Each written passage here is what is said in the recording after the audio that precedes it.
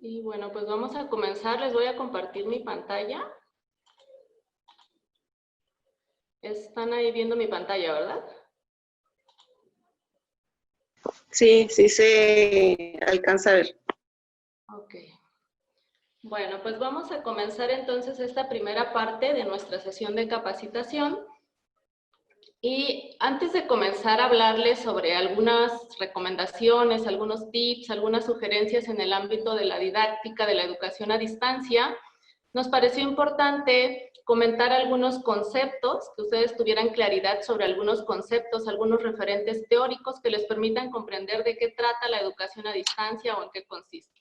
Y entonces vamos a empezar pues desde esta parte, ¿no? En estos últimos meses, que ha tenido como mucho auge la educación a distancia a partir de pues esta situación del confinamiento, de la contingencia que estamos viviendo, pues se escucha mucho hablar de plataformas virtuales, de aulas virtuales, de educación virtual y muchos temas que a lo mejor, o muchos conceptos que a lo mejor no estamos muy familiarizados con ellos. Entonces la intención es empezar por estos referentes teóricos y que puedan tener un poquito de mayor claridad de qué tratan estos conceptos cuando los escuchamos en la red, en internet o en los espacios en los que estamos navegando ahorita para pues entender un poco el quehacer docente y sus implicaciones en esta modalidad. Entonces, bueno, cuando hablamos de educación a distancia, encontramos en Internet una literatura bastante amplia sobre el tema. Hay diversos autores, libros, artículos que hablan acerca de lo que es la educación a distancia, cuáles son sus características, sus ventajas. Entonces, la literatura y la información es bastante amplia. Lo que pretendemos ahorita es mostrarles algunos referentes básicos, algunas cuestiones importantes para que ustedes puedan comprender de qué trata esta modalidad. Y entonces, la educación a distancia la vamos a poder entender como un proceso o una experiencia educativa no presencial mediada por diversas herramientas o tecnologías que van a favorecer los procesos de enseñanza-aprendizaje.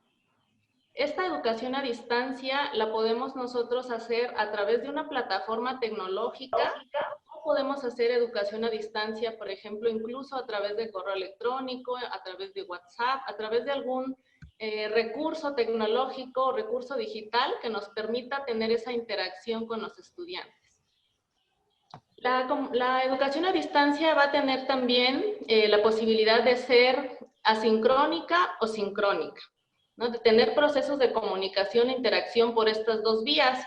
La comunicación sincrónica va a ser aquella que se da en tiempo real, es decir, por ejemplo, en este caso que tenemos una videoconferencia, es un ejemplo de comunicación sincrónica, porque tenemos la posibilidad de interactuar en tiempo real, que si ustedes tienen alguna duda la podemos resolver o podemos comentar en este momento.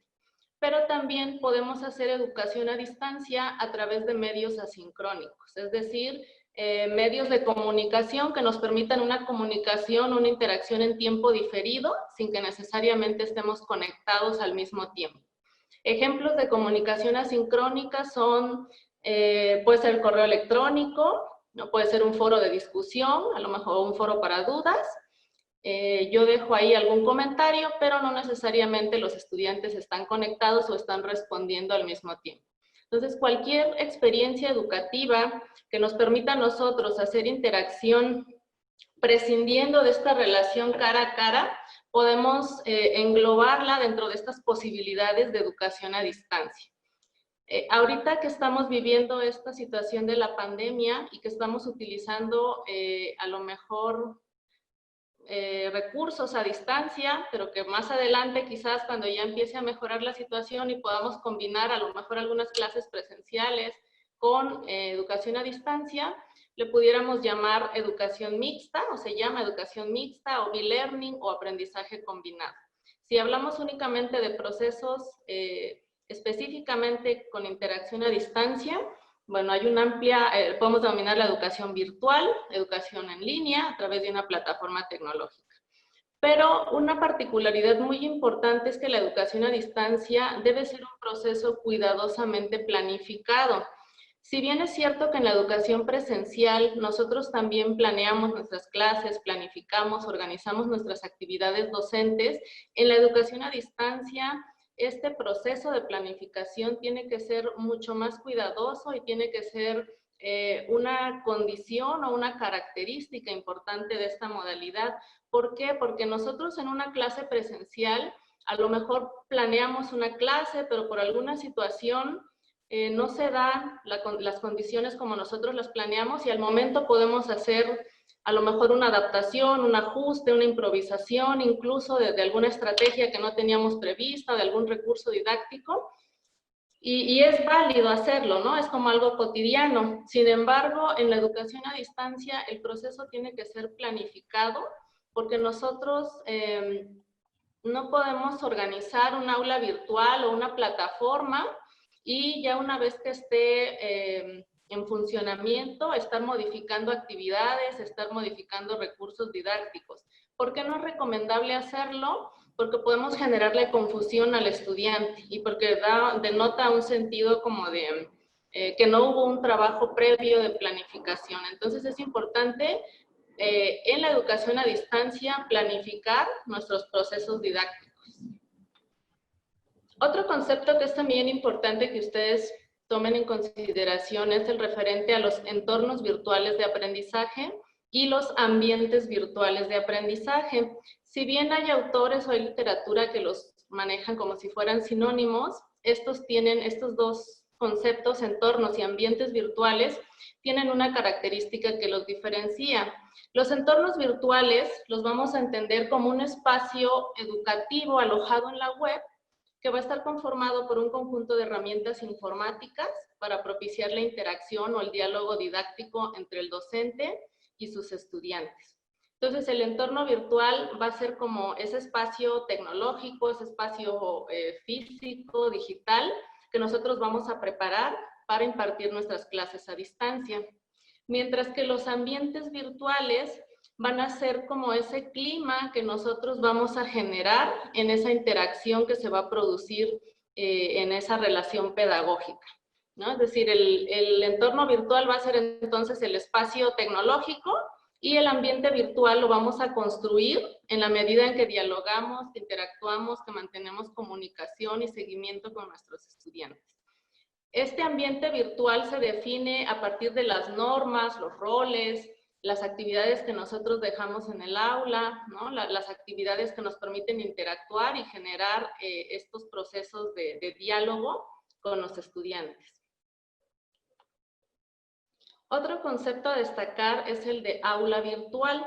¿Qué es el aula virtual? Es el espacio dispuesto en una plataforma online que va a permitir esa relación pedagógica entre los participantes. El aula virtual nosotros la vamos a organizar, la vamos a diseñar dentro de un entorno virtual de aprendizaje. Es decir, el entorno, un ejemplo de entorno virtual es, por ejemplo, Moodle, Classroom, alguna otra, puede ser incluso una red social, ¿no? Ese es el entorno virtual. Y dentro del entorno virtual yo puedo organizar aulas virtuales o mis espacios de trabajo que van a ser mi aula virtual o mis aulas virtuales si manejo 2 asignaturas o si quiero organizarla por grupos. Entonces mi aula virtual va a ser ese espacio que yo voy a organizar, que yo voy a diseñar pedagógicamente dentro de un entorno virtual para poder impartir mis clases a distancia. Esta aula virtual va a enriquecerse a través de diversas herramientas tecnológicas. Anteriormente a estas herramientas se les llamaba TIC, que son las tecnologías de información y comunicación, pero ahora con esta revolución tecnológica hablamos también de TACs, es decir, de tecnologías para el aprendizaje y el conocimiento. Y entonces tenemos una amplia gama de tecnologías o de herramientas tecnológicas que nos permiten a nosotros integrarlas en nuestra aula virtual para poder enriquecer este proceso de formación a distancia. Podemos hacer educación a distancia a través de correo electrónico, pero también tenemos posibilidades infinitas en los recursos tecnológicos que nos permiten hacer un aula virtual interactiva, un aula virtual que tenga diferentes herramientas de comunicación, que sería como lo ideal para pues tener un aprendizaje diverso y variado, ¿no? En un contexto virtual. Ahora, hay 3 componentes importantes que debemos tomar en cuenta en el proceso de enseñanza-aprendizaje a distancia. ¿Cuáles son estos componentes? El componente tecnológico, el componente didáctico-pedagógico y el componente disciplinar. Estos tres componentes tienen que ir de la mano y tiene que haber un equilibrio entre ellos para poder generar un proceso de enseñanza-aprendizaje óptimo. El componente disciplinar hace referencia al qué es lo que voy a enseñar. Aquí cada uno de nosotros pues es conocedor, es experto de su materia, conoce qué contenidos va a organizar en su aula virtual, y entonces este componente disciplinar pues hace referencia al qué voy a enseñar. El componente didáctico-pedagógico refiere al cómo voy a enseñar esos contenidos, ¿no? Con qué metodologías, ¿no? De qué forma, qué estrategias voy a ocupar de evaluación, qué estrategias didácticas, qué recursos, cómo voy a hacer para que esos contenidos sean aprendibles a distancia. Y el componente tecnológico hace referencia al con qué voy a enseñar esos contenidos, ¿no? Con qué voy a poder propiciar que se dé esa relación pedagógica o esa metodología que yo planteé aquí, con qué recursos la voy a hacer llegar a los estudiantes, con qué recursos voy a comunicar a ellos la información, el material que yo he preparado, las actividades. Entonces, estos tres componentes van muy vinculados y tienen que ir en equilibrio, ninguno es más importante que el otro, los tres son importantes y necesarios para poder generar un proceso de enseñanza-aprendizaje a distancia.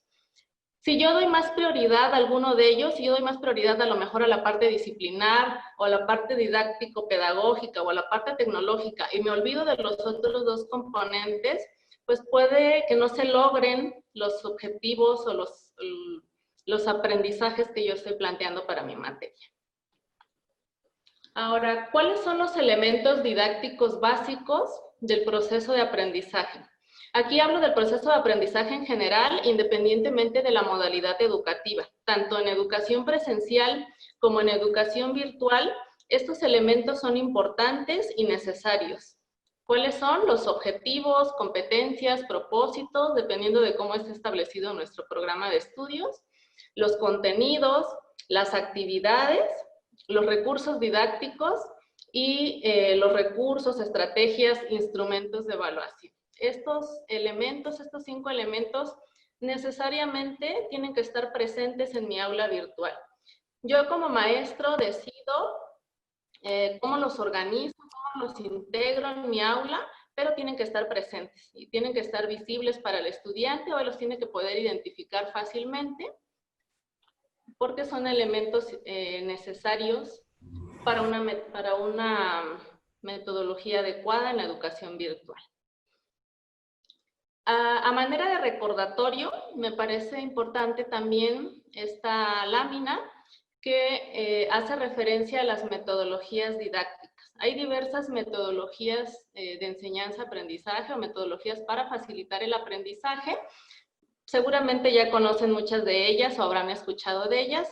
No vamos ahorita a comentar cada una, pero sí me pareció importante traerla aquí a manera de repaso o de un recordatorio, sobre todo para enfatizar que estas metodologías se pueden utilizar tanto en un ambiente presencial como en un ambiente virtual, ¿no? El canal de comunicación, el medio, la modalidad, no es un impedimento para que nosotros ocupemos alguna de estas metodologías ahora en la enseñanza virtual. Entonces, dentro de estas metodologías tenemos el aprendizaje basado en problemas, el aprendizaje activo, que es una de las quizás metodologías más utilizadas en la enseñanza virtual porque promueve el aprendizaje autónomo e independiente por parte del estudiante. El aprendizaje basado en proyectos, aprendizaje indagativo, que hace más referencia a promover actividades de investigación.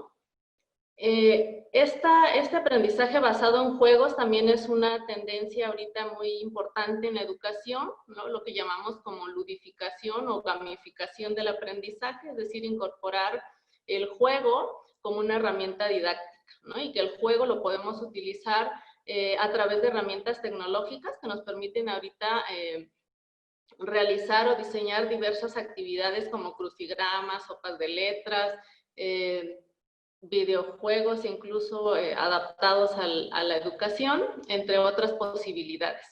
Tenemos también el estudio de casos, el aprendizaje colaborativo, que no por trabajar ahora en un entorno virtual tenemos que prescindir de este aprendizaje colaborativo. También en educación a distancia podemos hacer trabajos en equipo, trabajos colaborativos. Y tenemos también otra metodología que es la clase invertida, que también está tomando mucho auge ahorita en estos tiempos de educación, en tiempos de pandemia. La clase invertida como un recurso didáctico que permite al docente poder organizar o diseñar material didáctico, proveerlo al estudiante para que él pueda apropiarse de esos contenidos y pueda avanzar o pueda estudiar de manera independiente desde su casa.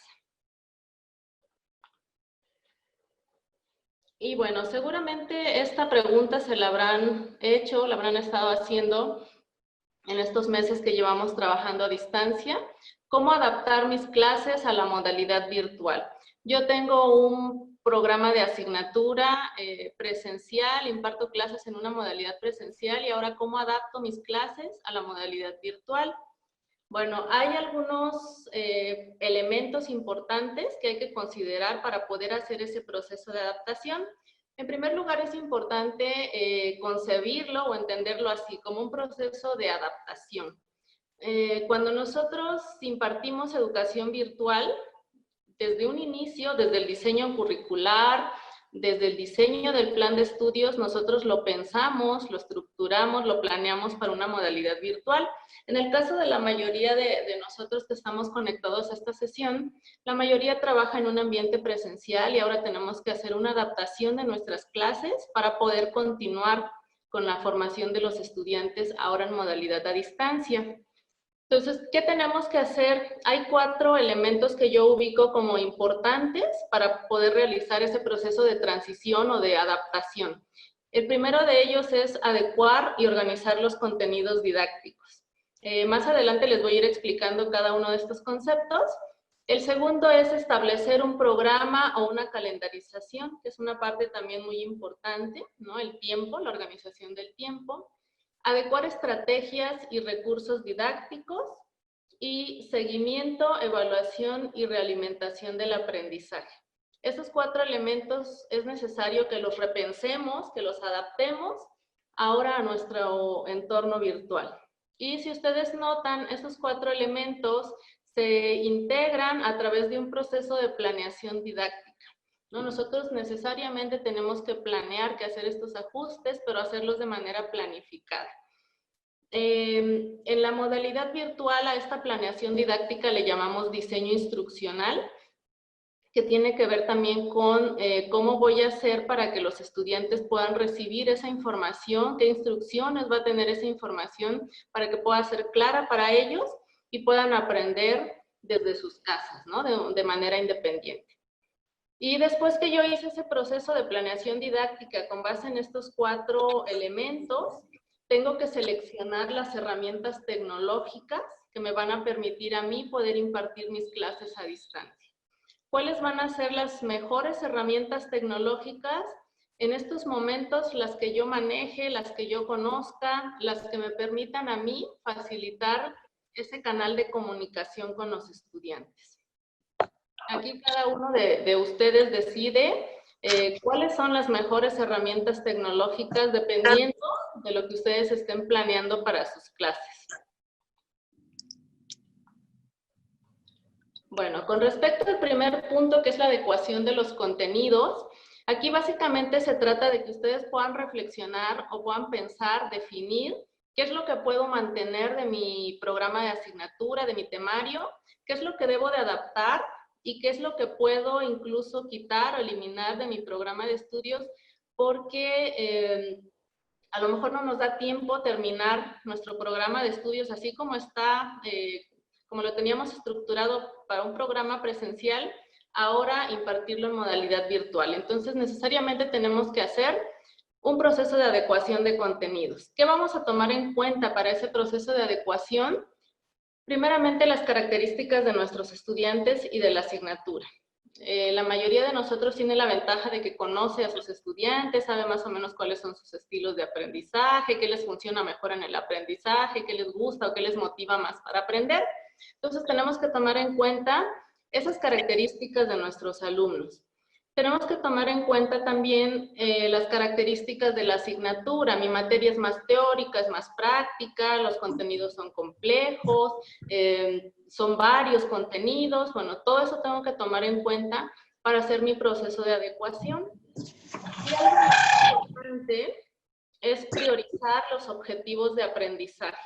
Yo tengo que pensar cuáles son los objetivos que yo pretendo para mi materia, priorizar cuáles son los más importantes y en atención a ello, hacer esa adaptación de mis contenidos.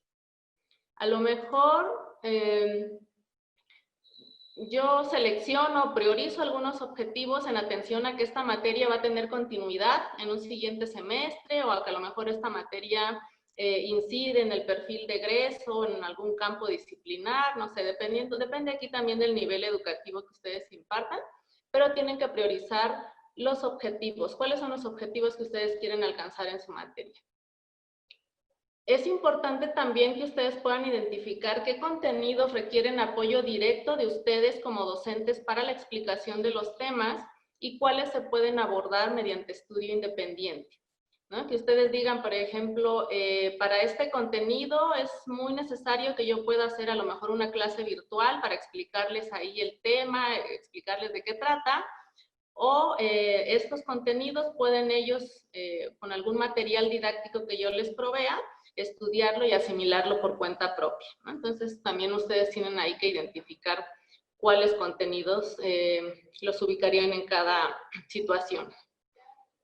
Importante también considerar las condiciones de infraestructura de los estudiantes. No todos los estudiantes tienen las mismas posibilidades de acceso a la tecnología. A lo mejor si en mi planeación o mi proceso de adaptación de mis clases, yo estoy pensando hacer una videoconferencia diaria, bueno, tengo que pensar si todos mis estudiantes tienen la posibilidad de conectarse, si todos mis estudiantes cuentan con computadora con acceso a internet en sus casas, si su computadora tiene cámara, tiene video, o si a lo mejor ellos van a tener que conectarse desde su teléfono y utilizar sus datos, no sé, todas esas situaciones tenemos también que considerarlas, porque si nosotros planeamos a lo mejor una clase diaria por videoconferencia, pero se conectan muy pocos estudiantes, pues los que no se conectan se están perdiendo esas clases, ¿no? Entonces, tenemos también que considerar esa parte. Respecto al segundo punto, referido a la calendarización o la programación, es otro aspecto también importante que tenemos que considerar. Aquí en pantalla yo les muestro un ejemplo de calendarización para que ustedes la puedan tomar en cuenta. Al final cada uno de nosotros pues organiza sus clases y las programa dependiendo pues de las necesidades de su materia, ¿no? Entonces tómenlo como un ejemplo. Aquí en la parte de arriba pues vienen los datos de identificación, pues si ustedes manejan varias asignaturas o varios grupos.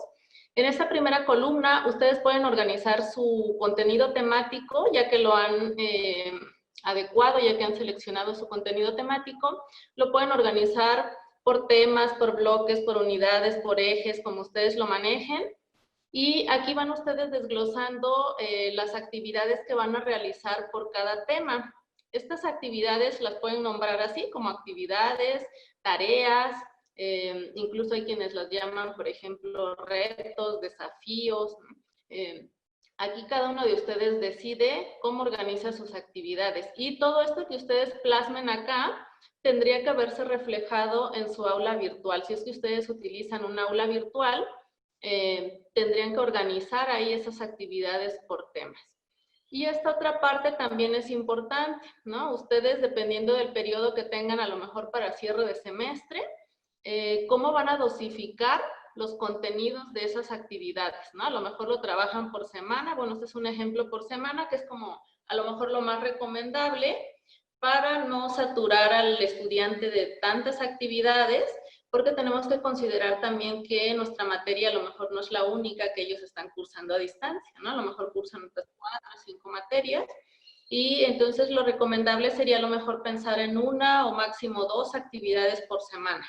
Nosotros aquí vamos planeando o poniendo las fechas de esa semana, pero puede ser también a lo mejor cada 10 días una entrega, cada 15 días, no sé, eso ya lo decidirán cada uno de ustedes.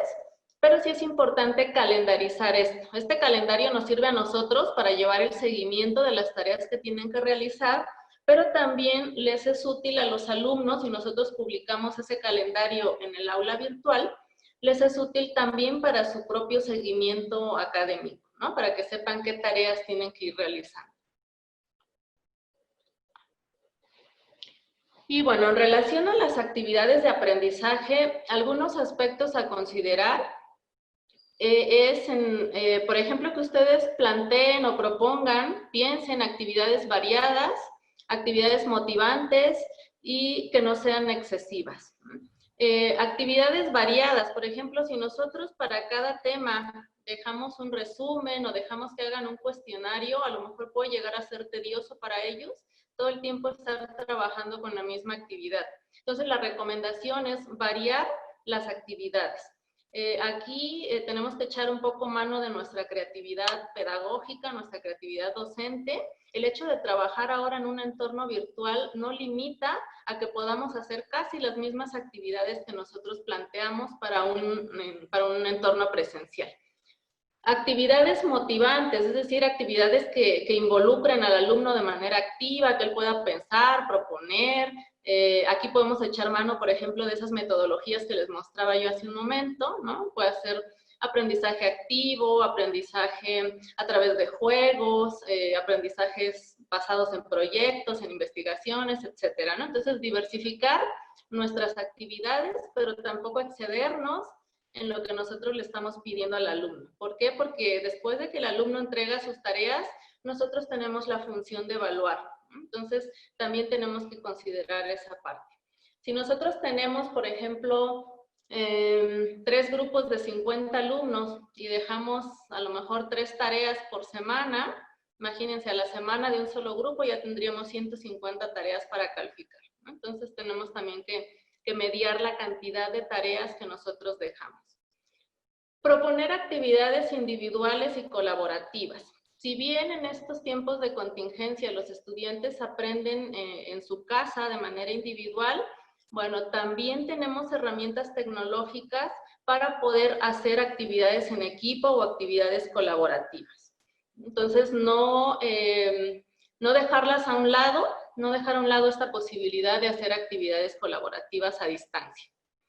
Vincular las actividades con los recursos didácticos. Si nosotros en el aula virtual ponemos algún video, alguna presentación, algún material, ese material tiene que estar ligado, estar vinculado a alguna actividad de aprendizaje, ¿no? Es decir, el alumno va a consultar ese material, pero de ahí va a derivar una actividad formativa.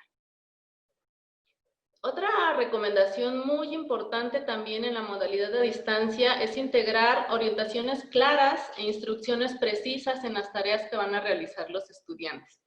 Si nosotros subimos al aula una tarea, a lo mejor estoy pensando en que hagan un ensayo y les digo nada más, realicen el ensayo del tema X, sería una instrucción incompleta, porque a lo mejor cuando el alumno recibe esa tarea pueda decir, bueno, ¿y cuántas de entrada, ¿no? ¿Cuántas cuartillas? A lo mejor voy a estar entregando, ¿no?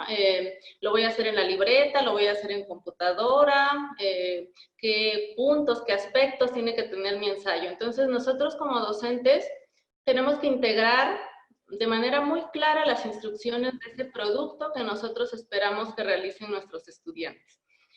Cuando nosotros estamos en una clase presencial, nosotros damos la indicación de la tarea y si a lo mejor no quedó claro, pues al momento el alumno levanta la mano, nos pregunta y nosotros respondemos.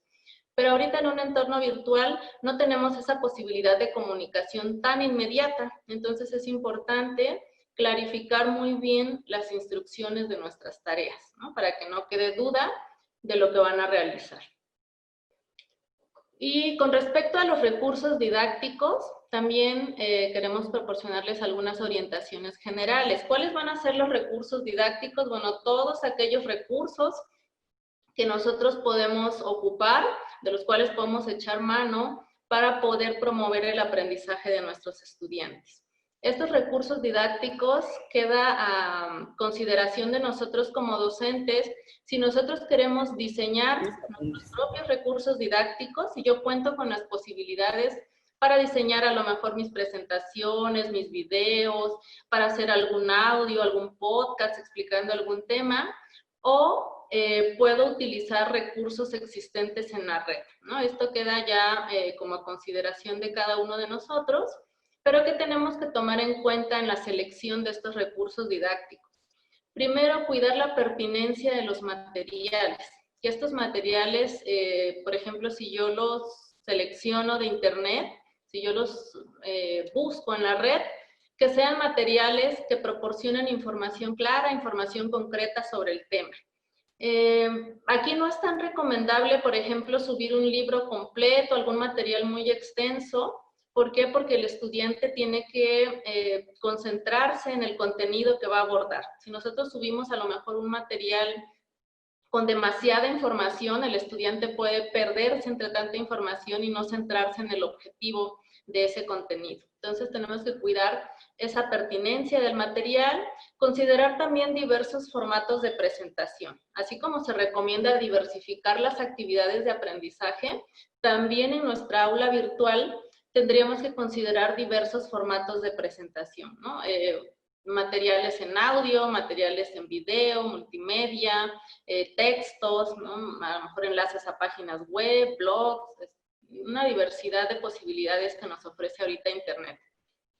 Estos materiales también deben de facilitar el estudio independiente, es decir, por eso es importante que sean pertinentes y que sean funcionales, que sean claros, que sean entendibles, para que así el alumno pueda estudiar por sí mismo e ir comprendiendo, asimilando el contenido.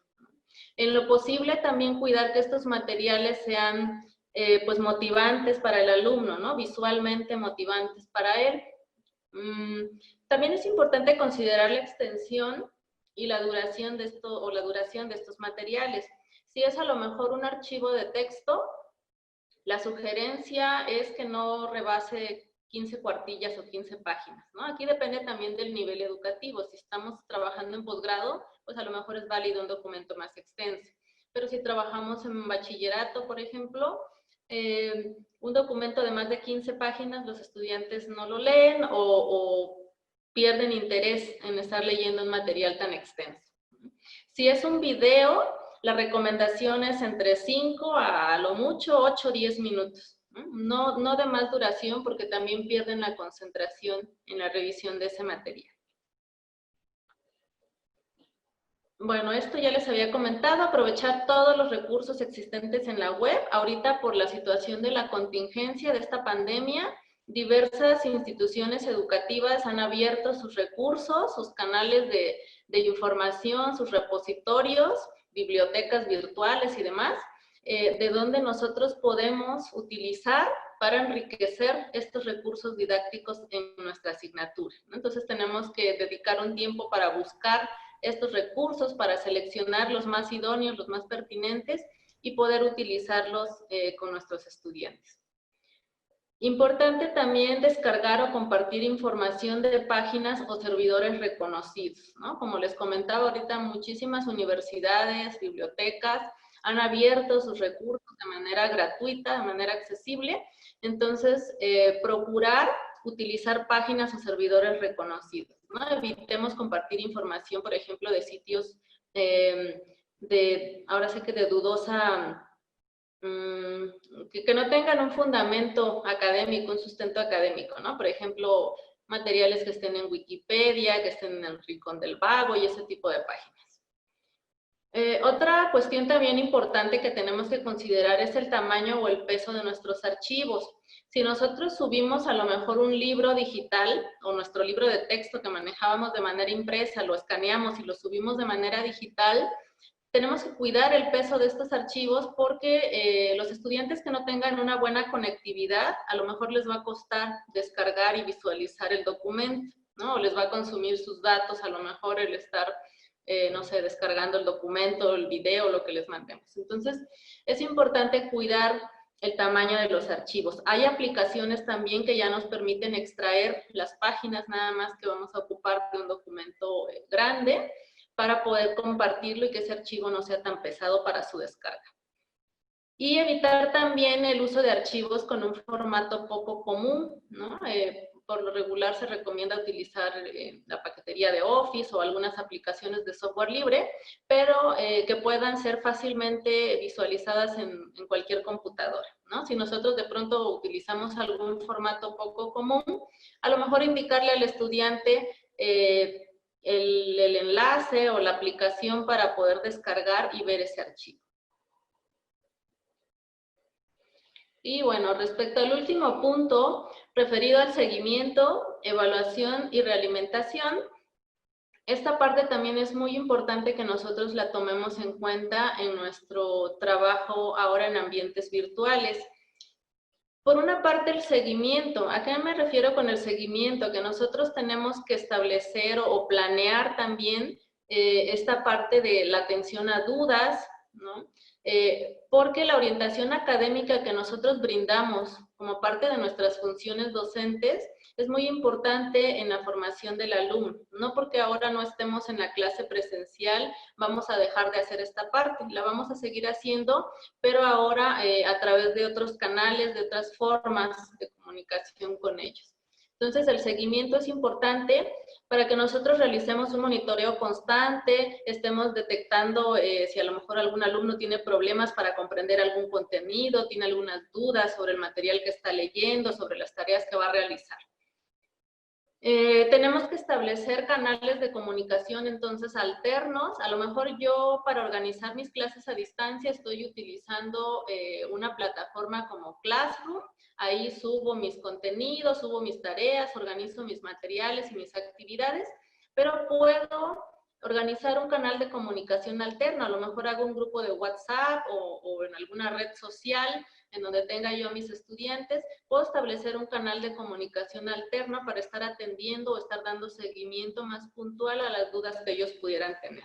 O a lo mejor puedo organizar un chat, no sé, todos los viernes en tal horario y es que ese sea un punto de encuentro con mis estudiantes, ¿no? Aquí cada uno de ustedes decide cuáles serían esos canales de comunicación, pero en lo posible que combinen opciones sincrónicas y asincrónicas. Y bueno, respecto a la evaluación, es importante también que consideremos diversificar nuestras estrategias de evaluación. Es importante también que nosotros podamos identificar o reconocer que no es lo mismo calificar que evaluar. Calificar es únicamente pues, asignar un valor numérico a una tarea, pero la evaluación ya implica un proceso más amplio, más completo, más formativo, ¿no? Entonces, para que nuestra evaluación sea útil y sea efectiva, tenemos que implementar una diversidad de procedimientos, de técnicas o de instrumentos de evaluación, ¿no?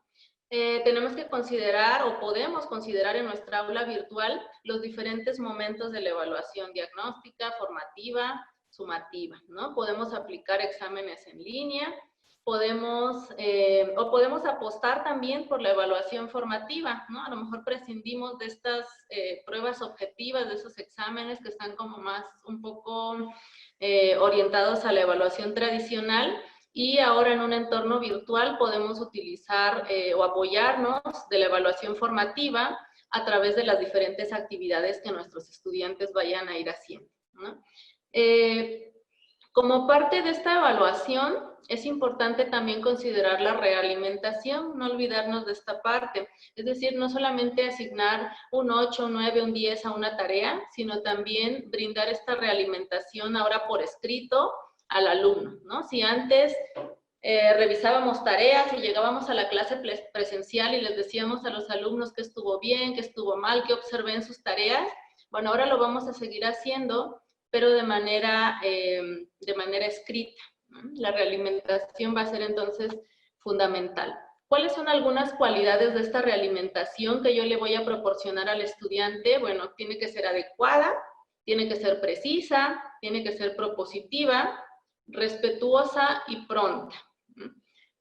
Por ejemplo, si un estudiante hizo alguna actividad pero a lo mejor por más que intentó, buscó, trató de hacerla, a lo mejor no comprendió el tema y entregó una tarea con algunos errores. Bueno, nosotros tenemos que hacer una observación o una realimentación propositiva, ¿no? Es decir, señalarle con respeto en qué estuvo bien, qué estuvo mal, en qué puede mejorar. Y es importante también que esa realimentación sea pronta, ¿no? Es decir, por eso es importante la planificación, ¿no? La planificación también de las tareas que vamos a ir recibiendo y evaluando, porque si nosotros hacemos esta calificación, esta evaluación o realimentación hasta el final del semestre, por ejemplo, pues a lo mejor ya no tiene mucho significado o mucho impacto en la formación del alumno si dejamos este proceso de evaluación y realimentación hasta el final, ¿no? Es decir, si hasta el final del semestre les vamos comentando, o si la realimentación, por ejemplo, se limita únicamente a decirles tu trabajo estuvo muy bien, ¿no? O tu trabajo está mal hecho. Imagínense cómo sentirá el alumno de leer o de recibir una realimentación en ese sentido. Entonces, esta realimentación o feedback le va a ayudar al estudiante a mantener su ritmo de trabajo, a mantenerse activo y a mantener la motivación en este proceso de aprendizaje a distancia. Aquí tenemos que ser un poco empáticos también, en el sentido de reconocer que si bien a nosotros como docentes nos está costando este proceso de adaptación, de tener que conocer herramientas para trabajar a distancia con los alumnos, también nuestros alumnos están sorteando sus propias dificultades para poder aprender a distancia, ¿no? Si antes les costaba mantenerse atentos, motivados a la clase, bueno, ahora les está costando también trabajo hacerlos de manera independiente en su casa, ¿no? Entonces tenemos también que considerar estos aspectos. Y bueno, aquí en pantalla también les dejamos una recomendación, si ustedes quisieran conocer más sobre estrategias, instrumentos de evaluación. Un material muy bueno que recomendamos es este, que es un libro editado por la UNAM, tiene más de como de 300 páginas, que habla bastante sobre la educación en y para el aprendizaje, y aquí viene la liga para que ustedes lo puedan descargar, o lo pueden buscar también en los repositorios de la UNAM. Es un material bastante bueno, muy recomendable para que ustedes lo puedan consultar. Y aparte es un libro descargable, entonces lo pueden bajar e irlo consultando poco a poco. Bueno, otro aspecto también que no debemos pasar inadvertido en la comunicación en ambientes virtuales es estas normas de interacción o estas normas de etiqueta, ¿no? Que así como las realizamos en un entorno presencial o en las interacciones que realizamos de manera presencial, bueno, también para la educación virtual o para la socialización en una comunidad virtual, también hay unas normas de comunicación y de interacción. Estas normas se recogen en un documento que se llama Netiqueta, y tiene que ver precisamente con ese conjunto de comportamientos, de normas que regulan, ¿no? el comportamiento de los usuarios en una comunidad virtual. Si ustedes quisieran consultar el documento completo, también aquí está el enlace, si no lo pueden buscar así en Google como Netiqueta o Netiquet. Y este documento fue publicado por la Universidad de Alicante.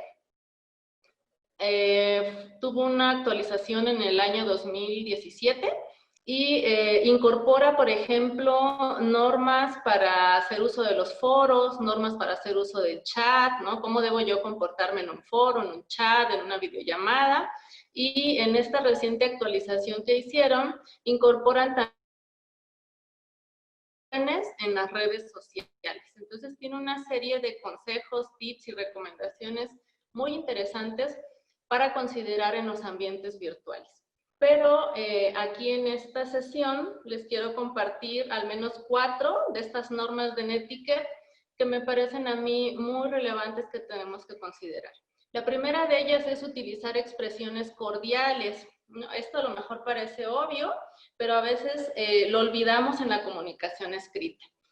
La comunicación escrita o ahora en ambientes virtuales pues es fundamentalmente a través de la palabra escrita, ¿no? De los mensajes que nosotros escribimos, y esos mensajes también comunican emociones. ¿no? Si nosotros a lo mejor en un texto, en algún comunicado que les mandamos a los alumnos, ponemos, simplemente con poner algunos signos de exclamación, de admiración, unos emotíconos, damos otro sentido a nuestro mensaje, ¿no? Y si por el contrario, a lo mejor por las prisas o por alguna situación, nosotros escribimos rápido, con un poco, se puede percibir hasta brusco ese mensaje, ¿no? O como que estamos enojados, alguna situación.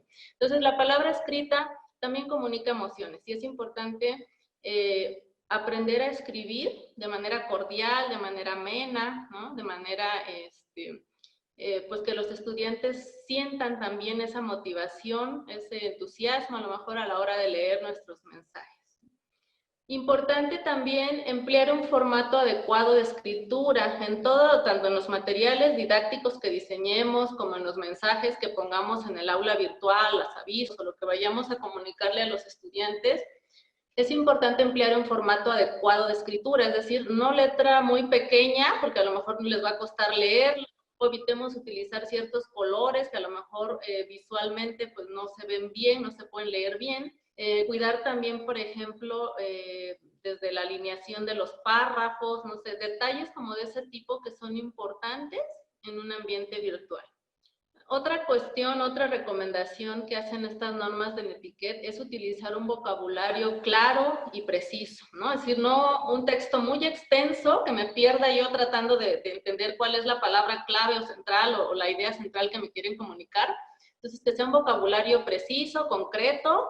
Evitemos tecnicismos que a lo mejor no puedan entender los estudiantes, evitemos palabras redundantes, ambigüedades, cuestiones que le puedan generar confusión al alumno. Y otra cuestión muy importante que a veces es muy recurrente en los entornos virtuales, a veces por desconocimiento, es que escribimos en letras mayúsculas.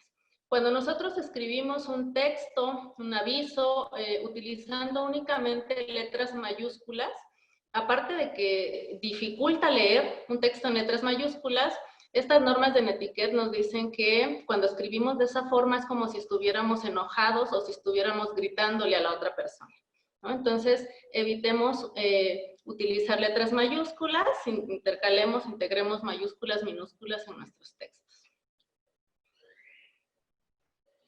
Y bueno, ya para ir finalizando, con todo esto que les he comentado, si ustedes notan, nuestros roles y funciones docentes de un entorno presencial a un entorno virtual prácticamente no cambian, ¿no? Nuestras funciones, la importancia de nuestra función docente sigue siendo la misma, solo que cambia la forma en cómo hacemos estas prácticas o estas funciones docentes.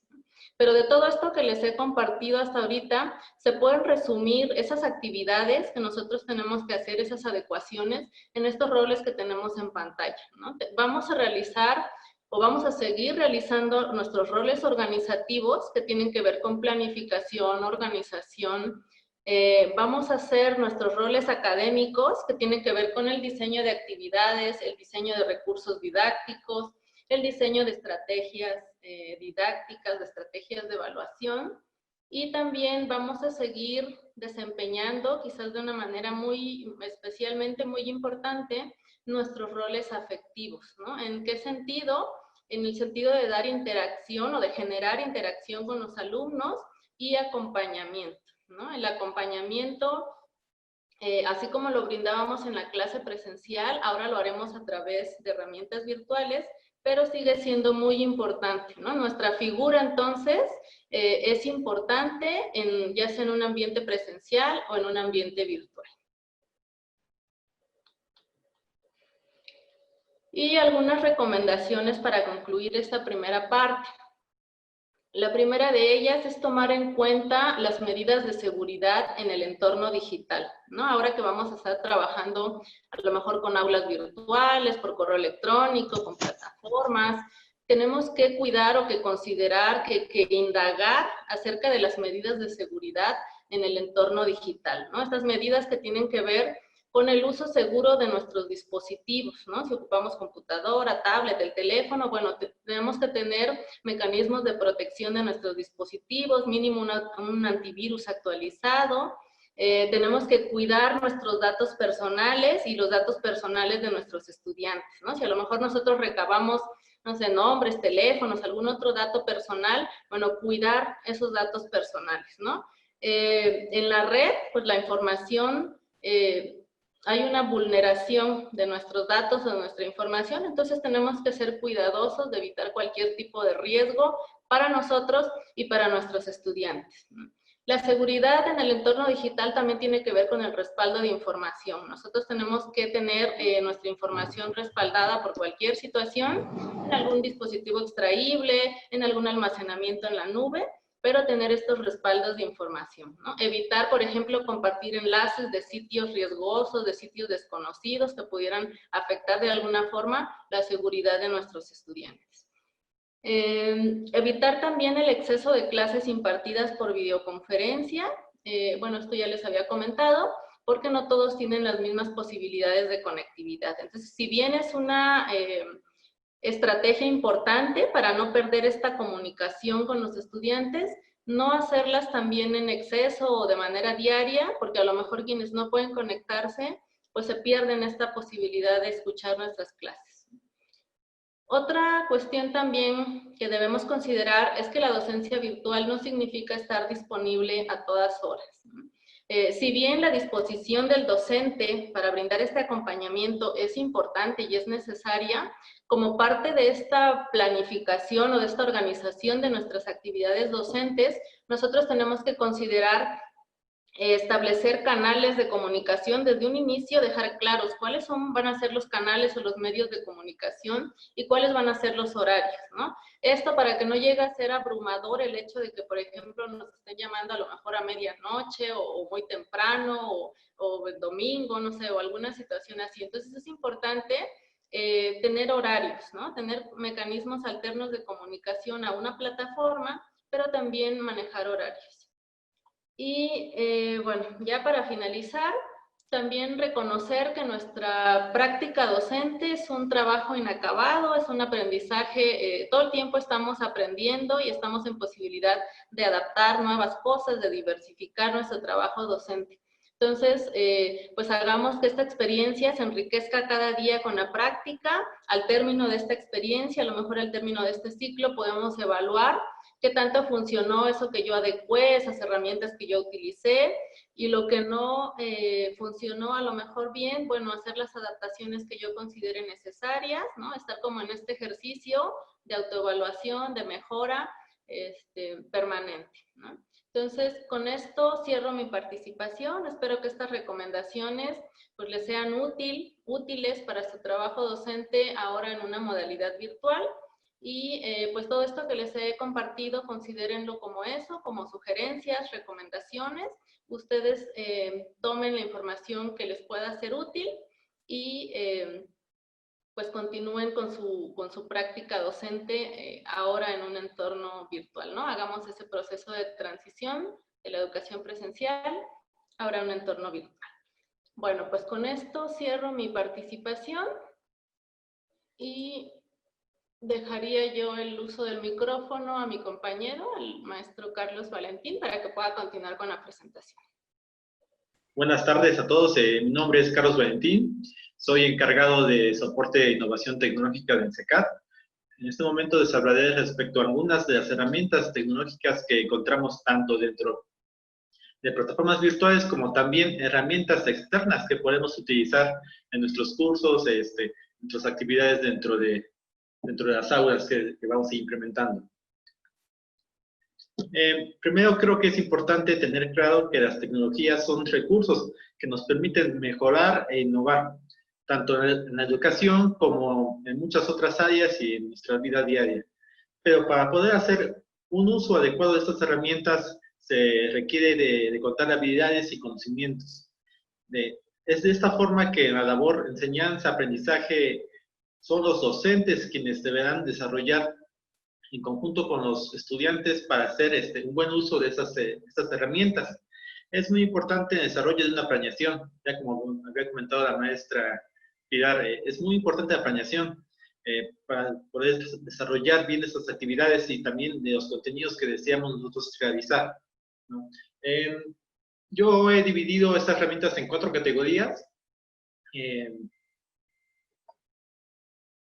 La primera sería lo que es una categoría informativa, las cuales son documentos, videos, libros, páginas, web, wikis, audios, videos, en fin, una gran cantidad de diferentes elementos que podemos nosotros utilizar para informar, para dar información a nuestros estudiantes. Estos contienen información, datos, y serán relevantes para solventar la necesidad de capacitación y de formación. Otra categoría sería la de interacción y comunicación. Estos serían los chats, foros, correos electrónicos, redes sociales, videoconferencias, entre muchas otras, lo cual permite una interacción. La interacción es fundamental en los ambientes virtuales, ya que fortalecen el compañerismo, la empatía y la comunicación en general. También tenemos la categoría de producción. En estos encontramos la síntesis, gráficos, mapas conceptuales, resúmenes, ensayos, tareas. Estas promueven el análisis y la síntesis de información, permitiendo la interactividad y la creatividad. Por último, tenemos la categoría de exhibición. Podemos encontrar foros, wikis, blogs, páginas, en fin. Estos permiten la libre expresión y en poder compartir para demostrar lo aprendido. Existen múltiples plataformas de aprendizaje. Yo he puesto únicamente las de acceso libre. Hay una gran cantidad, algunas tienen acceso limitado, otras son de paga. Entre estas encontramos lo que es Moodle, Sekai, Crowdline, Google Classroom. Las 3 primeras requieren de instalación de un servidor. Para ello es un poquito más complicado tenerlas abiertas, por lo cual son más cerradas, ya que se deben crear cuentas de usuarios, se deben administrar los espacios. Todos ellos utilizan el navegador para la interfaz de acceso a ellas, lo cual también esto nos permite tener una plataforma multiplataforma. Eso quiere decir que podemos acceder a través de la computadora sin necesidad de un sistema operativo específico. Podemos utilizar celulares, tabletas. Además, tanto Moodle como Crowdline cuentan con un desarrollo de plugins de terceros, por lo que se puede ampliar y personalizar con muchas herramientas y más complementos que los que ya traen por defecto las plataformas. Classroom es una plataforma muy sencilla, bastante básica, por decirlo así, con pocas herramientas. Vamos a ver más adelante un poquito lo que es Classroom. En las primeras 3, que es Moodle, Sakai y Crowdline, contamos con múltiples herramientas. En general, vamos a ver que contamos con las siguientes herramientas, como son, por ejemplo, las tareas. Las tareas sirven para solicitar y entregar trabajos, ya sean escritos, presentaciones, archivos en general. El profesor puede evaluar y retroalimentar esas tareas. Es una parte importante que a lo mejor muchos de ustedes utilicen, que quieran dejar una actividad, una tarea pendiente, en la cual suban algún documento, suban algún archivo, presentación, ustedes puedan retroalimentar, calificar hasta cierto punto esas tareas y se pueda dar un seguimiento a esas actividades. También se encuentra con los que son los foros. Es una herramienta síncrona que aporta un punto de interacción y de relación entre estudiante y profesor para poder intercambiar información y permitir lo que es la discusión de temas. Esa es una parte bastante importante que hay que tomar en cuenta. Sirven bastante para fomentar las discusiones de temas y que participen todos los estudiantes. En chat también es una herramienta de participación, nada más que esta es síncrona, que quiere decir que requiere que tanto estudiantes como docentes estén conectados en ese preciso momento para poder permitir ese flujo de ideas. La videoconferencia es otra de las herramientas que creo que se está utilizando bastante. Igual es una herramienta síncrona, permite una comunicación natural, utilizando la voz sin video. Hay varios pros y contras en cuanto a la videoconferencia, que bueno, más adelante. Y bueno, por último, los blogs y wikis. Estas son herramientas de comunicación asíncrona que permiten presentar, compartir información, ya sean textos, imágenes o multimedia. Los wikis son, yo creo que muchos han conocido a Wikipedia, permite creación de un solo tema de forma colaborativa, cada quien va aportando un pequeño granito de arena a este aporte y al final termina un documento final. En este caso, bueno, que tienen más fácil acceso, tanto ustedes como docentes como estudiantes, puede ser a la herramienta de Classroom. Esta podemos acceder de forma sencilla debido a que solo se requiere una cuenta de Gmail para poder acceder a ella, por lo que cada estudiante puede inscribirse por su cuenta, permite crear tareas, subir documentos, así como también poder compartir información, ya sea textos, videos, presentaciones, realizar cuestionarios. Además se pueden agendar videoconferencias, todo esto de forma gratuita. Ya no requiere, permite bastante acceso a lo que es Classroom, con lo que es unas herramientas de videoconferencia. Podemos agregar una gran cantidad de usuarios sin tanta restricción en cuanto a la cantidad. Me parece que la versión gratuita permite 100 usuarios, entonces es bastante considerable para poder impartir nuestras clases.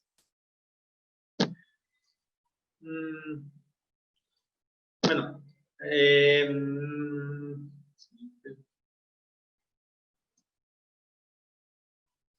la comunicación es muy importante. Es por ello que también debemos recurrir a ciertas herramientas tanto de comunicación como de redes sociales. Algunas herramientas de comunicación son las videoconferencias, como es Google Meet, en Zoom, en Skype, ¿no? Por nombrar algunas, existen muchas más.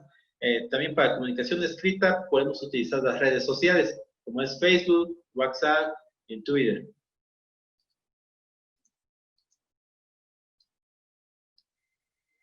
Facebook es esta red nació como un directorio de estudiantes de una misma universidad, conectando entre amigos y amigos de amigos. Podemos utilizarlo con propósitos de vinculación social, trabajos colaborativos y en la realización de actividades diarias.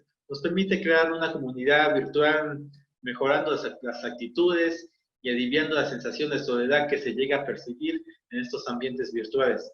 Además de generar vinculación social, también nos permite publicar elementos como textos, documentos, imágenes, videos y enlaces en las que los participantes pueden colaborar con una misma publicación. También sirve como un medio alterno de comunicación, ya que podemos utilizar como tableros o como foro.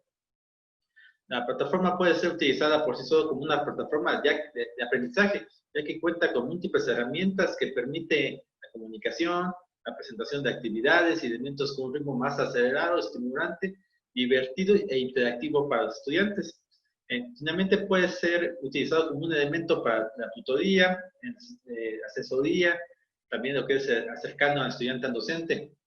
Les he agregado ahí un enlace, si gustan, pueden apuntar, es un enlace directo de los trabajos que está haciendo Facebook en cuestión de la parte de aprendizaje. Entonces, a lo mejor pueden encontrar algunas herramientas, algunos documentos o algunos tutoriales que les puedan servir a ustedes para sus clases utilizando lo que es la herramienta de Facebook. WhatsApp, bueno, es la aplicación de mensajería más utilizada. Se usa vinculando con los celulares. Básicamente se ocupa el teléfono, nuestro número telefónico para poder tener acceso a WhatsApp. La aplicación permite conversar, enviar fotografías, audios, videos y documentos. Además tiene las funciones de videollamada, llamada y videollamada, que en este momento permite hasta 50 personas. Entonces, nos permite ponernos en contacto con otros estudiantes siempre y cuando haya internet en su celular, ¿no? En el ámbito educativo, el uso de la herramienta puede tener un alto impacto si se planifica y utiliza correctamente, ya que permite el intercambio de información, materiales de apoyo, imágenes y como medio de interacción, ya que es un sistema móvil de respuesta rápida, por lo que los comentarios y retroalimentación puede ser de forma inmediata. En Twitter nació como un servicio para compartir una limitada cantidad de texto, el cual puede ser visto por un usuario o distintos grupos de usuarios, agregando comentarios, siguiendo un hilo de discusión o de conversación.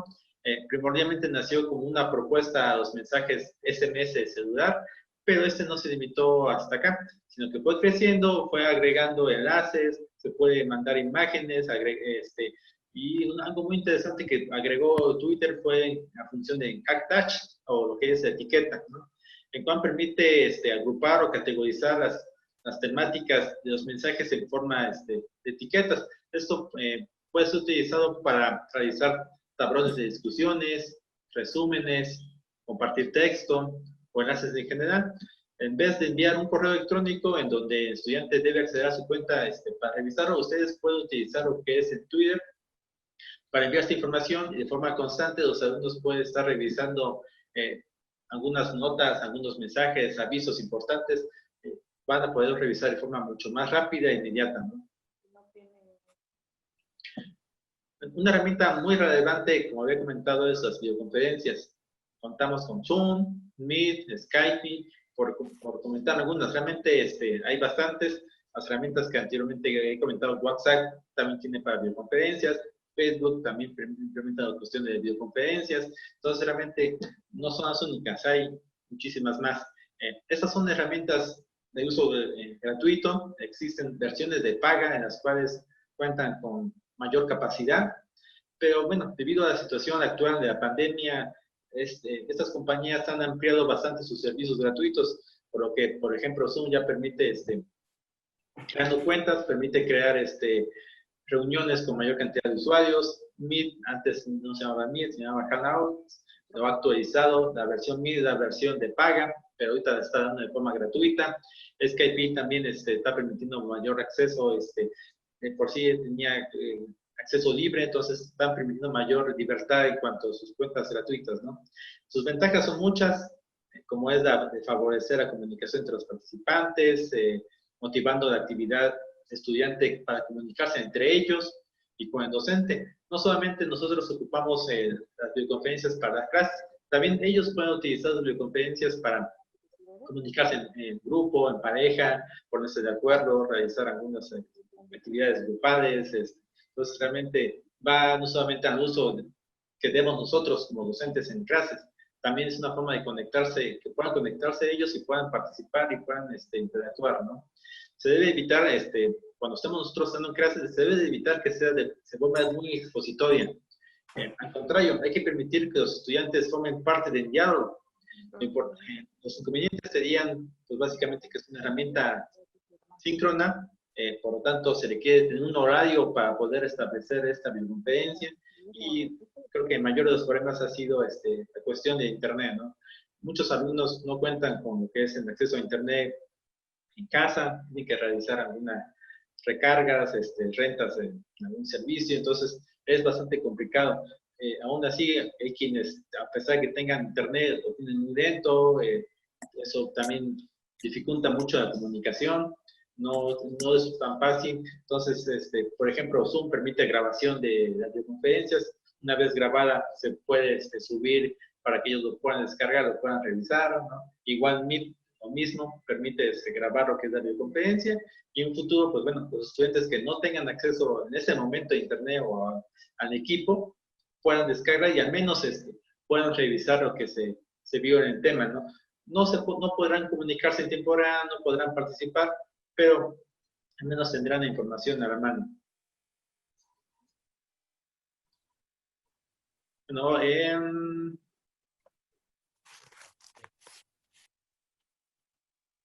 otra parte importante, bueno, en esta misma línea de herramientas de videos y videoconferencias, me parece muy importante tomar en cuenta las herramientas de creación de videos y animaciones. Estas herramientas de comunicación son naturales, son fluidas, y permiten una comunicación natural con los estudiantes.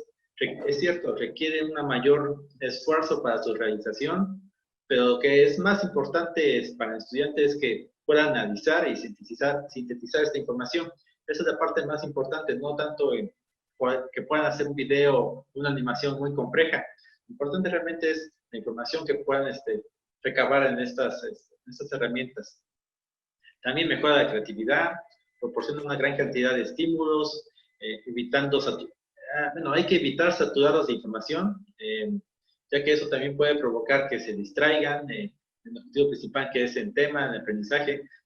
Por lo tanto, es importante tener una planeación adecuada de cómo utilizar esos elementos para evitar la distracción y la saturación.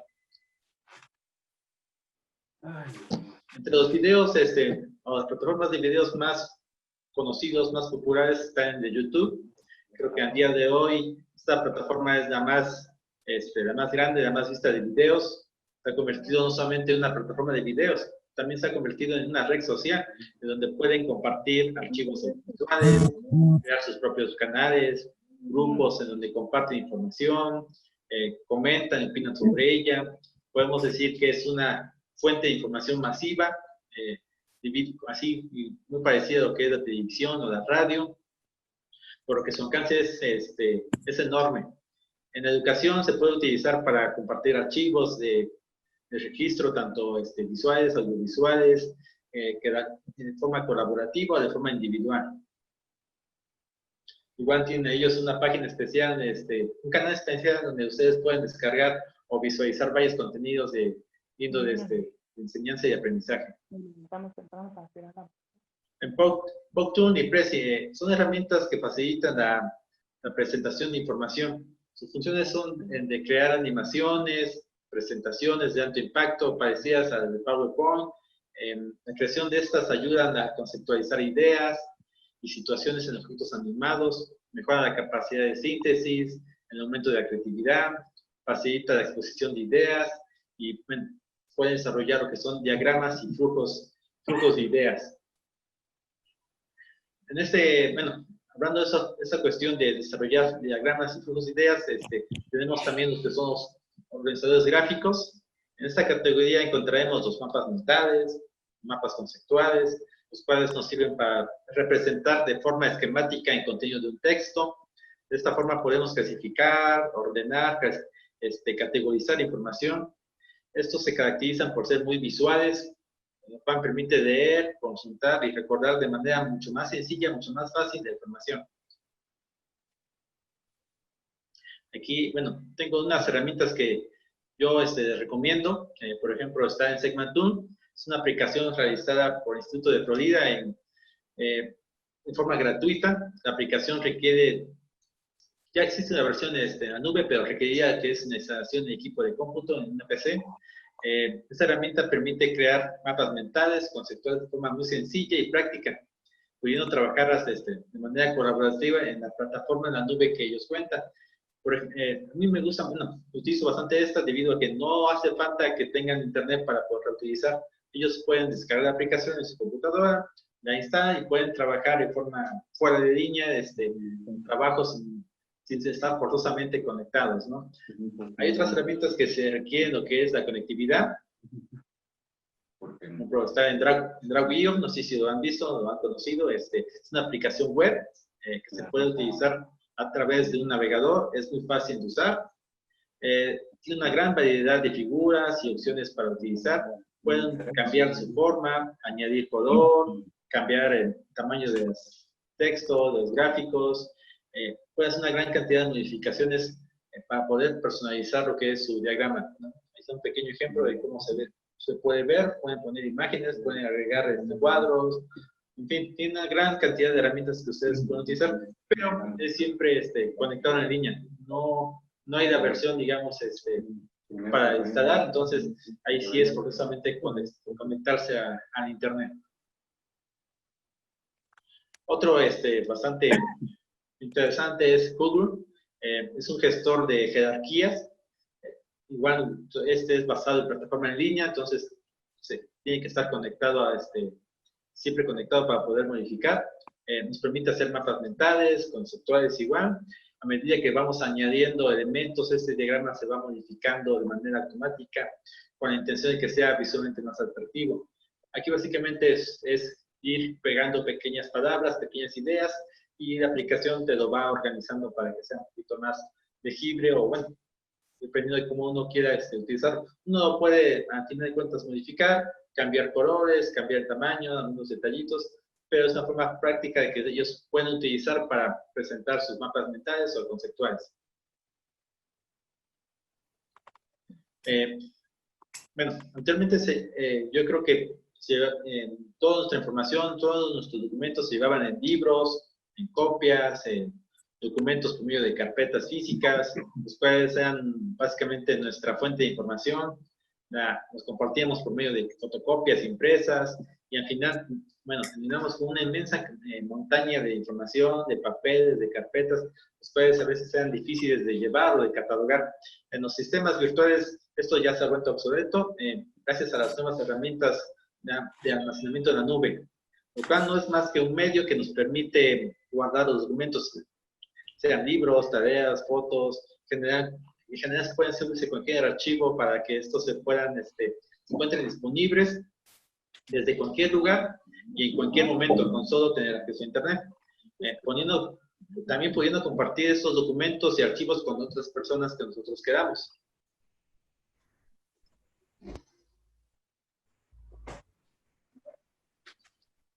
Entre los más importantes, no los únicos, igualmente tenemos estos tres, es Dropbox, OneDrive y Google Drive. Dropbox, su cuenta gratuita nos ofrece 2 GB de espacio.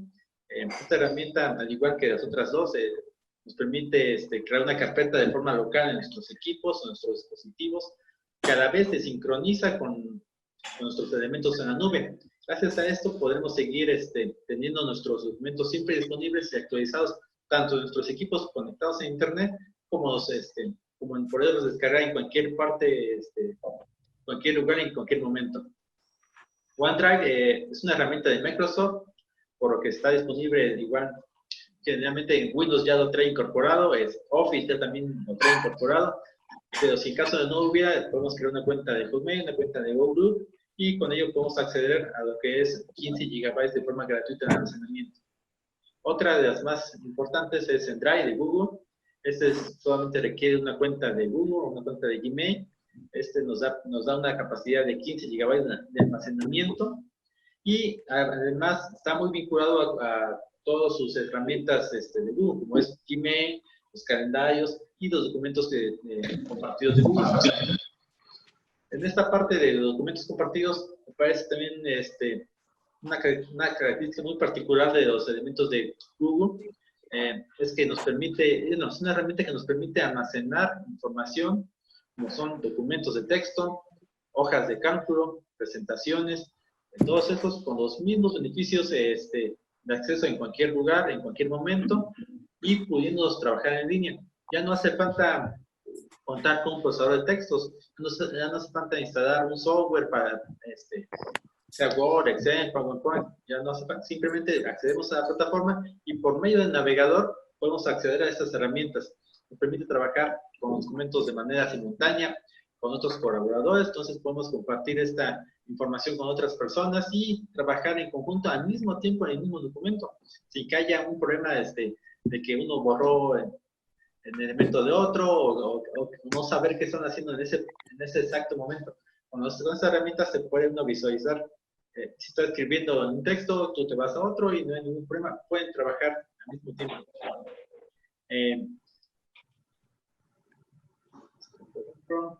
Yo aquí puse dos aplicaciones. Uno que es el Google Docs.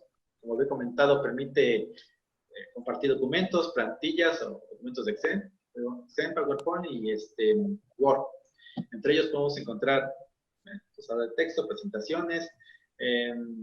Bueno, realmente no requiere de ninguna instalación, simplemente con nuestra cuenta de Gmail podemos acceder a ellos y nos permite el trabajo colaborativo y el trabajo en equipo de forma mucho más sencilla. Otra aplicación bastante interesante es la de Evernote. La podemos descargar o podemos conectarla desde la nube y acceder a ella a través de su portal. Esta nos permite crear notas personales. Estas notas personales podemos agregar también a otro tipo de elementos, como pueden ser artículos, podemos crear páginas completas, podemos guardar páginas completas como una nota en la aplicación, podemos agregar fotos, videos, podemos compartir esta información también con otros compañeros, con otras personas, para que todos tengan acceso a esta información de forma gratuita. No se requiere. Hay versión de paga, permite una mayor características, pero no es del todo forzoso comprar o adquirir en lo que es la aplicación. Entonces, es una herramienta que ustedes pueden utilizar como notas, como referencias para sus alumnos o para ustedes mismos en su quehacer profesional, ¿no? Bueno, yo creo que una de las estrategias muy importantes que podemos utilizar son estas escuelas activas o aulas activas, donde el estudiante aprende por medio de la acción, ya sean juegos, experimentos, manipulando su entorno, siendo protagonista de su propio aprendizaje. Por eso pueden utilizar otros recursos de apoyo, como pueden ser repositorios de música, de audio, video, imágenes, diccionarios, enciclopedias. También se puede acceder a recorridos virtuales, como a museos, zonas arqueológicas, ciudades. Bueno, en fin, hay una gran cantidad de herramientas que podemos utilizar para que los estudiantes consigan información. Aparte, ellos mismos puedan a lo mejor tener un poquito más de interacción con ciertos elementos, ¿no? Yo aquí tengo una lista de herramientas que fui buscando. Hay una gran cantidad, una gran inmensidad. Yo puse solamente algunas que me parecieron interesantes. Si ustedes igual, si gustan compartir algunas que les parezcan que deberíamos agregar, les agradecemos mucho que por comentarios nos puedan pasar un vínculo. Uno de ellos, por ejemplo, es la biblioteca digital Ceibal. En él puedes uno descargar, poner diferentes recursos, formatos, libros, una gran cantidad de recursos para varios niveles, tanto primaria, secundaria, prepa. Todos estos son completamente gratuitos. Igual, si gustan ahí, están en enlaces, si lo quieren copiar, para que puedan acceder a ellos. Otro más, me parece también interesante, es un diccionario. Hay que recordar que hay diccionarios, hay enciclopedias en línea, en los cuales los alumnos pueden ingresar a ellas igual de forma gratuita para poder recabar una información. Entonces, no es forzosamente necesario ya tener un libro físicamente para adquirir lo que es la información, ¿no? Ya todo se encuentra, o gran mayoría se encuentra en línea, entonces podemos hacer uso de ellas para poder referenciar alguna información. Otro elemento, otra herramienta bastante interesante me pareció que es Flippi. Este es un banco de imágenes en línea, la cual permite descargar tanto imágenes como vectores, ilustraciones, fotografías, iconos. Vienen en diferentes formatos, por lo cual pueden utilizarlo tanto para sus tareas, para sus actividades, como también lo pueden utilizar para realizar algún documento, ¿no? Todos estos son de acceso libre, entonces no requieren ningún derecho de autor. Pueden hacer uso de ellos completamente sin ningún problema. Igual, en el mismo contexto está Jamendo o Yamendo. Igual es un repositorio de audio, de sonidos. Ahí pueden ellos utilizar para escuchar tanto algunos sonidos, descargarlos, utilizados para sus presentaciones, para sus animaciones. Todos esos completamente gratuitos. Además, también cuentan con canales de radio, en los cuales pueden crear comunidades, crear grupos para poder compartir entre ellos diferentes archivos de audio. Entre ello me parece interesante por la cuestión de, aparte de poder gestionar actividades, organizar las mismas actividades, las tareas, los proyectos colaborativos. Básicamente es un pequeño calendario, un gestor, el cual permite hacer recordatorios, mandar avisos, organizar nuestras diferentes actividades y puede compartirse con el resto con la cantidad de personas que nosotros queramos, alumnos, entre docentes. Entonces puede ser una herramienta que ustedes puedan utilizar para poder un poquito planificar esta cuestión de las tareas, de las distintas actividades que ustedes quieran realizar.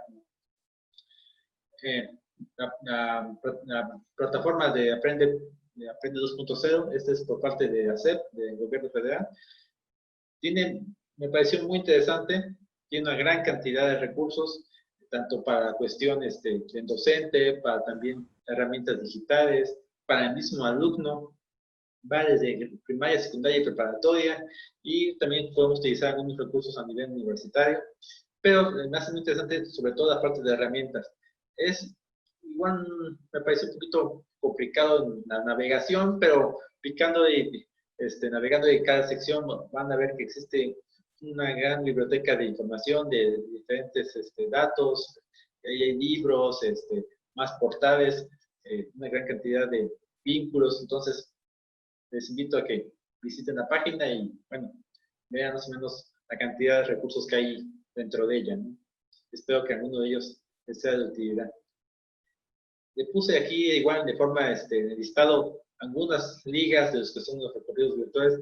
Realmente es enorme la liga, es una enorme la lista. Hay una gran cantidad de ligas para estos recorridos virtuales a museos, a zonas arqueológicas, a ciudades, es más. Entonces, igual si es cuestión dependiendo de sus temas de temática que ustedes quieran investigar, se den una vuelta a estos museos o simplemente pongan recorridos virtuales el museo que a ustedes interese o la zona que a ustedes interese y muy posiblemente si encuentren algún recorrido virtual, ya sea muy corto, pero puede ser unos que sí son bastante ya extensos, ya que llevan mucho tiempo ya creando estos recursos, pues también sería una herramienta importante que creo que sería bueno que ustedes investiguen y, bueno, hagan una pequeña, ahí, un poquito de tiempo para poder buscar un poquito esta información. Bueno, por mi parte sería todo. Si tienen alguna otra pregunta, por favor, pueden utilizar su micrófono para comentarlo. Si alguien quiere hacer uso del micrófono para hacer algún comentario, alguna pregunta que tengan, pues está abierto el espacio. Yo quiero tomar la palabra y nada más para comentar que digo, son herramientas, yo muchas de ellas las desconocía, es cuestión de ponerlas en práctica y entrar y adentrarse un poco para pues, hacer más fluido y facilitarnos más pues esta situación, ¿no? O sea, creo que son herramientas bastante útiles que nos van pues, a proporcionar y tener más contacto con nuestros alumnos, ¿no? O sea, lo veo así, es cuestión de práctica, digo, es información nueva, alguna para mí, y necesito, pues, involucrarme, adentrarme en eso, explorar todas las herramientas y a partir de ahí entrar, sobre todo esta última parte de las herramientas que nos compartió el maestro, ¿no? Gracias. Sí, es un proceso, en efecto, es poco a poco, no tampoco, bueno, yo creo que a todos como docentes presenciales nos llegó quizás de manera muy abrupto este cambio de trasladarnos del aula presencial al aula virtual. La recomendación es que exploren, hay muchísimas herramientas, cuando parece que ya las conocemos casi todas, surgen nuevas, entonces es un aprendizaje inacabado. Y efectivamente la forma de aprenderlo es, ahora sí que desde esta visión constructivista es haciendo, ¿no? Aprender haciendo, aprender explorando. No se desesperen, a lo mejor al principio cuesta un poco de trabajo, pero con la práctica y un poco de paciencia vamos adquiriendo este conocimiento de las herramientas tecnológicas. Por eso les comentaba también un poco, de pronto preguntan, bueno, ¿y cuáles son las mejores herramientas o las más adecuadas? En mi opinión, la respuesta sería que las herramientas más adecuadas serían las que ustedes manejen en este momento. Si a ustedes les funciona bien el correo electrónico, el WhatsApp, con esas herramientas continúen ahorita, obviamente continúen aprendiendo y explorando, ¿no? Pero de momento, de manera inmediata, trabajen con las herramientas que conozcan, ¿no? Y ya sobre la marcha van aprendiendo pues algunas habilidades para manejar otros recursos. Aquí pregunta Giovanni Zaragoza. Respecto al diseño instruccional, si mantiene la misma estructura que la planeación didáctica. No en el sentido de que el diseño instruccional es un término o un proceso que se utiliza específicamente en la educación a distancia. Y el diseño instruccional es todo o sea, tiene que ver con varios componentes o varios elementos. La planeación didáctica, digamos que es una parte del proceso de diseño instruccional, pero es algo todavía más complejo y que involucra otros procesos de trabajo. Diseño instruccional tiene que ver no solo con la organización de las actividades, con la planificación de los mismos, tiene que ver también con la redacción de instrucciones claras, tiene que ver con el diseño o la selección de materiales nivel adecuado, tiene que ver con la disposición de todos los elementos y recursos didácticos para hacer el aprendizaje aprendible a distancia. Entonces, todo eso tiene que ver con el proceso de diseño instruccional. Digamos que la planeación es como una partecita de todo lo que es el diseño instruccional. Sí, adelante. Tengo entendido que ustedes como CECAT tienen experiencia con la plataforma Zoom en cuanto a sus clases. Yo soy docente de la Facultad de Derecho y he tenido a lo largo de estas semanas experiencia con mis alumnos en la plataforma Zoom. Tuve la necesidad de pagar el servicio para que no me cortara las sesiones. La pregunta que tengo ahorita para ustedes respecto a una posible evaluación, ¿esta plataforma permite o tiene alguna herramienta para evaluar? ¿Zoom? ¿Se refiere a la plataforma Zoom? A la plataforma Zoom. La plataforma Zoom es más que nada una herramienta para interacción en tiempo real, para videollamadas, ¿no? O sea, para tener una clase virtual en tiempo real. Usted podría, pensando un poco en la evaluación, a lo mejor, no sé, utilizarla para alguna evaluación oral, ¿no? Pero no tiene más allá, o sea, Zoom es una herramienta para hacer videoconferencias. En el CECAT manejamos, como plataforma de aprendizaje, manejamos Moodle, y Moodle sí tiene diferentes herramientas dentro de la propia aplicación y externas que se pueden incorporar a la plataforma para generar evaluaciones, por ejemplo, cuestionarios de evaluación automática, cuestionarios de falso verdadero, una serie de herramientas que se pueden utilizar para hacer como este tipo de pruebas objetivas a distancia, ¿no? Para evaluar a distancia. Pero en el caso de Zoom, pues es una herramienta para hacer videollamada, compartir algunos archivos, hacer un chat a lo mejor. Si quisiera ocuparla para evaluar, pues se me ocurre que en este momento que pudiera hacer como una especie de examen oral sobre algún tema, o que el estudiante, no sé, a lo mejor haga una presentación de algún contenido que usted le proporcione, él desarrolla su presentación y hace su exposición para que usted pueda verificar qué tanto comprendió el tema, ¿no? Si hay herramientas para elaborar evaluaciones, bueno, hay diferentes herramientas para hacer cuestionarios, para hacer ejercicios autoevaluables, y que estos los puedan incorporar a alguna plataforma o a un aula virtual en la que estén ustedes trabajando, ¿no? Algunos son, por ejemplo, bueno, Classroom, por ejemplo, permite hacer algunos cuestionarios, algunas evaluaciones. Hay otra herramienta que se llama Kahoot. Creo que la mencionó el maestro Valentín en su presentación. Y no sé, ¿qué otra herramienta podrías recomendar, Valentín? Hay otras, bueno, hay básicamente al hablar ahorita de evaluación es hablar de cuestionarios, ¿no? Hay una gran cantidad de herramientas para hacer cuestionarios. Canvas es uno de ellos, se puede hacer cuestionarios. Creo que hay otro que es en EducaPlay, también se puede hacer algunos cuestionarios. Pero bueno, no hay que confundir evaluar así como tan solamente en cuestionarios, ¿no? Porque entonces a lo mejor muchos de ustedes dicen, oye, sí, mi cuestionario quiero, ya está, lo hago. Ahora, ¿cómo hago para que no se copien? Ahora, ¿cómo hago para que, bueno, básicamente ya en estos entornos virtuales ya no es ese tipo de evaluación por medio de cuestionarios solamente, ¿no? Sí, nos va a ayudar a reforzar, nos va a ayudar a revisar en los avances que vamos teniendo con los alumnos, pero al final de cuentas ya el método de evaluación va a tener que ir cambiando, ¿no? Ya muchos maestros, muchos profesores se me han acercado y me han dicho, oye, quiero una plataforma, una herramienta que haga yo aquí mi examen, y pueda yo saber que no se están copiando, que no están sacando libros, que no, realmente la única forma que puedo hacer eso es... Ahí está ese para Angelito. Aquí está para Angelito, dile. Para que poniendo cámaras ahí para que para vigilarlos, ¿no? Pero ya la idea no va orientada hacia eso, ¿no? La idea es que sea un poquito de evaluación más activa.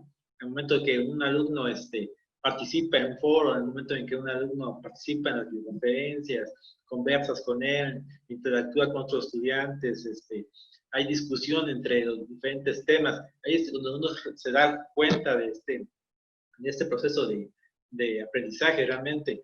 Ya no, los cuestionarios nos van a servir, sí, a lo mejor, digo, como un modo de reforzar algún punto, algún tema, pero ya no nos podemos valer al 100% de un cuestionario, ¿no?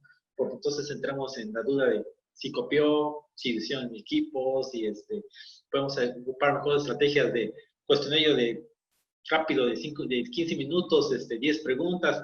Con eso hacemos que el estudiante le sea muy difícil abrir un libro, estar buscando la respuesta, o hace muy difícil en que el momento que pida copia a un otro compañero, ¿no? Serían más bien métodos ahí que podemos utilizar para desarrollar esa evaluación. Pero, bueno, respondiendo a la pregunta de qué herramientas hay, están estas.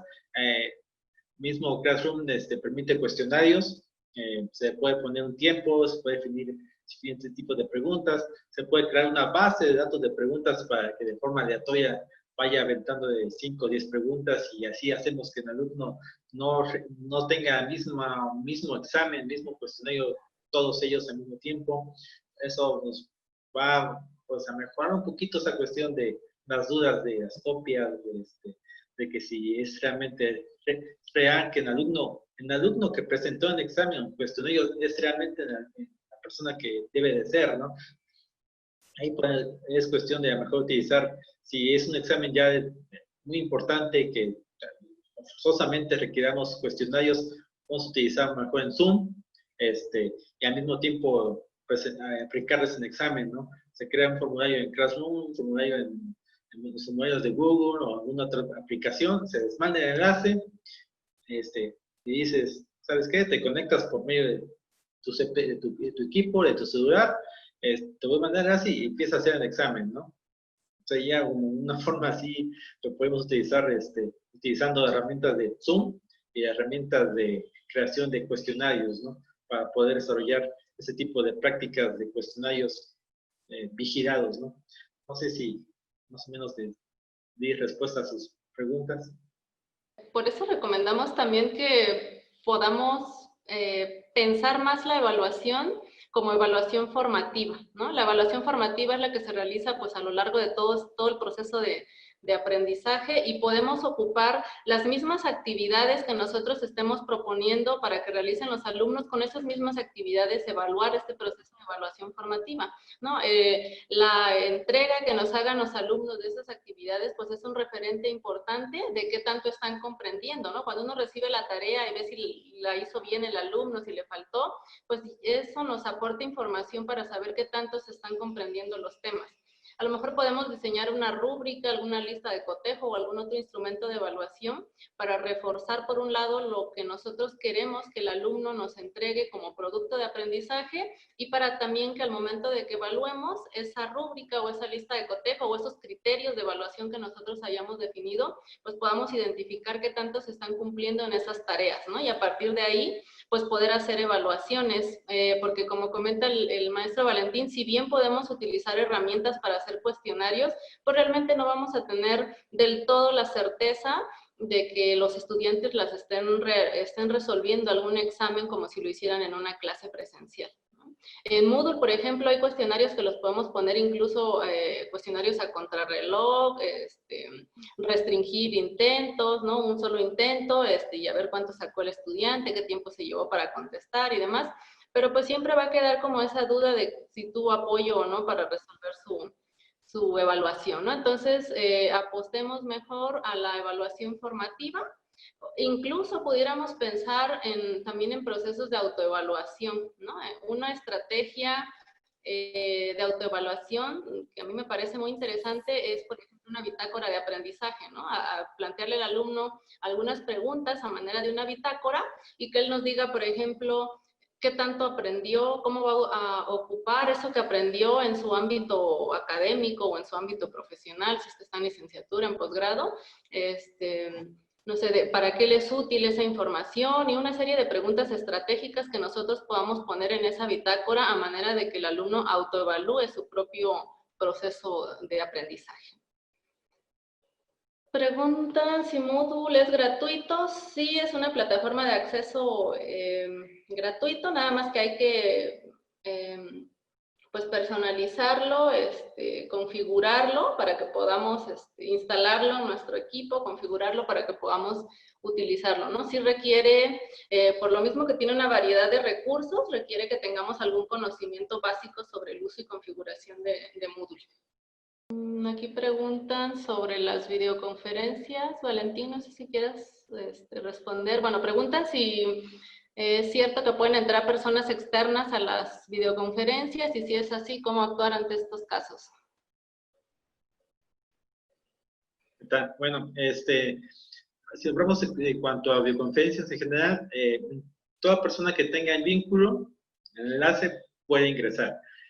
Por ejemplo, la plataforma Zoom ha implementado nuevas estrategias para evitar esto. Primero, ponerle contraseña.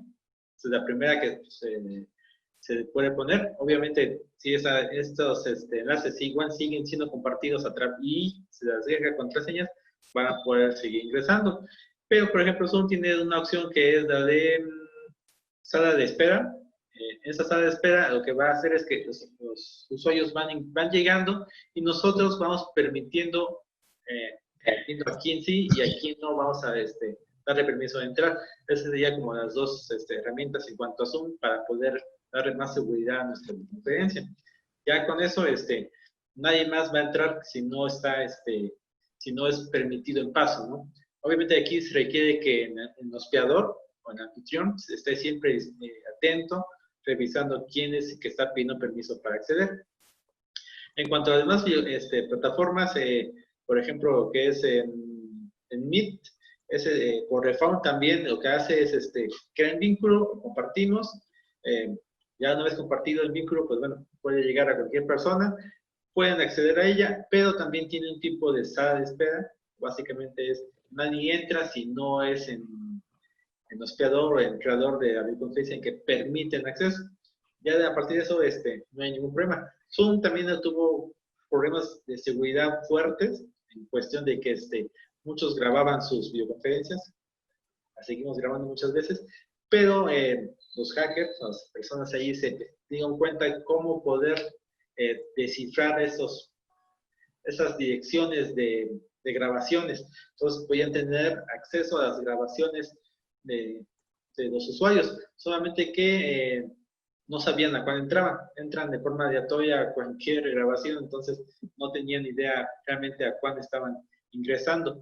Igual, al momento que queremos compartir una grabación de nuestra videoconferencia, le podemos poner contraseñas y con esto evitamos el acceso no permitido a las grabaciones y a las conferencias que tengamos. Bueno, aquí preguntaba Gerardo también, ¿alguna aplicación que recomienden para ejercicios de relación de columnas? Las que ya le comentaron Gerardo son muy buenas, muy útiles, bastante intuitivas. Por aquí le comentaban EducaPlay y Quiz. Las dos son bastante sencillas de manejar. Entonces pueden funcionar muy bien para alguna evaluación que quieran realizar, ¿no? Usando estas herramientas. En el caso de Marcela, pregunta si estas aplicaciones sirven para el área de matemáticas y física. Pues de algún modo, casi todos estos ejercicios o estos cuestionarios que se pueden hacer a través de estas aplicaciones sirven para cualquier asignatura. En el caso de matemáticas y física, a lo mejor tienen la particularidad de que hay que insertar algún símbolo o alguna cuestión ahí para poder configurar el ejercicio. No sé aquí, Valentín, si puedas comentarle, creo que hay algunos plugins o aplicaciones para poder configurar estos ejercicios, sobre todo en matemáticas, con las particularidades de estos usos de símbolos y signos.